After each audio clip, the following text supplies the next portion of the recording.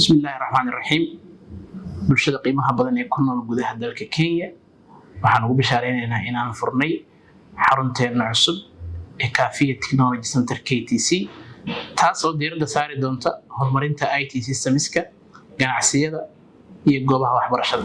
12 sano oo aan khibrad ka soo urursanay gudaha Soomaaliya waxayna siisay awood aan kula tartami karno shirkadaha gobolka ee Bariga Afrika. Annagoo bixina adeegyo casri ah oo lagu kobciyo hufnaanta adeegga macaamiisha iyo xarumahooda oo digital ah.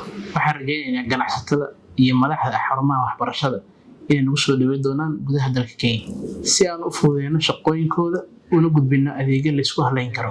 Waxaan xarunta si guud agaasimo ka ah gudoomiyihii koowaad ee shirkadda Kaafiya Technology Center KTC Injineer Abdixamiid Xuseen Geedi.